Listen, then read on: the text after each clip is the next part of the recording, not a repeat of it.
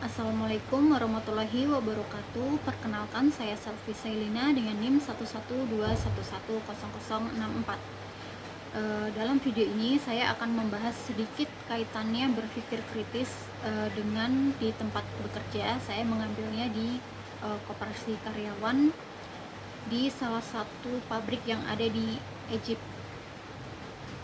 Berpikir kritis adalah kemampuan untuk menganalisis informasi secara mendalam, mempertanyakan asumsi, dan mengevaluasi argumen secara objektif.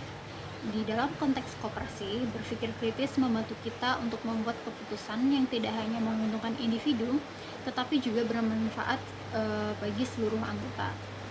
Hal ini sangat penting dalam menjaga transparansi dan akuntabilitas dalam manajemen koperasi. Koperasi karyawan adalah organisasi yang dimiliki dan dikelola oleh karyawan untuk memenuhi kebutuhan ekonomi dan sosial mereka. Dengan sistem ini, anggota dapat berkolaborasi untuk mencapai tujuan bersama, seperti salah satunya mendapatkan layanan keuangan. Koperasi memiliki peran krusial dalam mendukung kesejahteraan karyawan dan membantu mereka dalam mencapai tujuan finansial yang lebih baik. Namun, untuk mengoptimalkan fungsi koperasi, kita perlu menerapkan pendekatan berpikir kritis dalam setiap keputusan yang diambil. Koperasi perlu mengevaluasi efektivitas program dan layanan yang ditawarkan. Berpikir kritis memungkinkan anggota untuk menilai apakah program tersebut memenuhi kebutuhan mereka dan apakah ada cara untuk meningkatkannya. Selain itu, saya juga mengamati rapat-rapat yang diadakan di koperasi untuk melihat langsung bagaimana proses pengambilan keputusan berlangsung. Dengan pendekatan ini, kita bisa menggali lebih dalam tentang bagaimana berpikir kritis diintegrasikan dalam praktik sehari-hari dalam pekerjaan. Nah, lalu bagaimana sih proses berpikir kritis itu?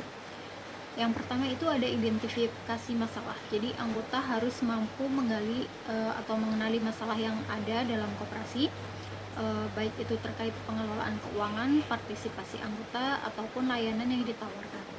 Yang kedua, pengumpulan data, yaitu mengumpulkan informasi yang relevan untuk memahami masalah secara mendalam, termasuk analisis kebutuhan.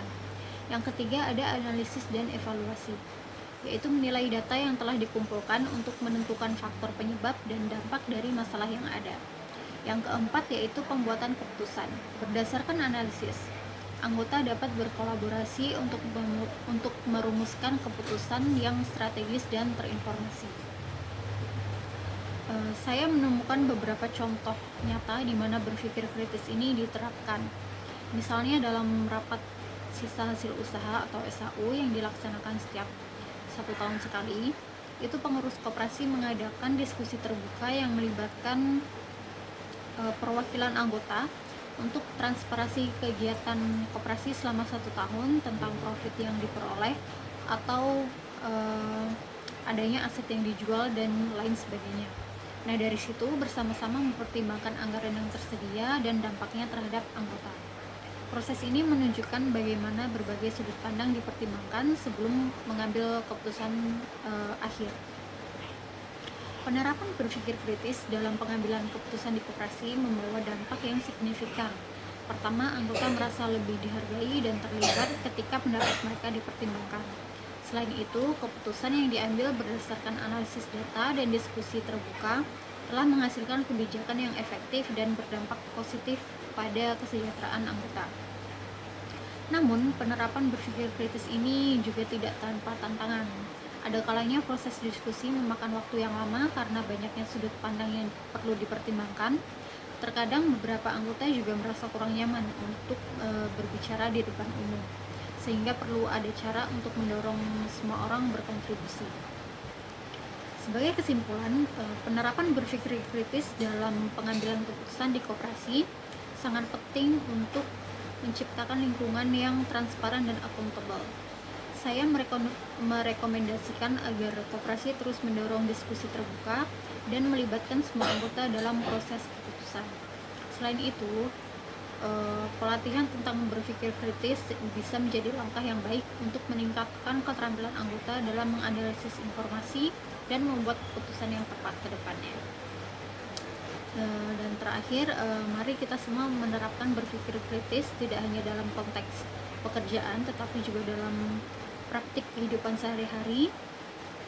Karena dengan berpikir kritis itu dapat membuat keputusan yang lebih baik untuk kita ataupun masyarakat di sekitar kita.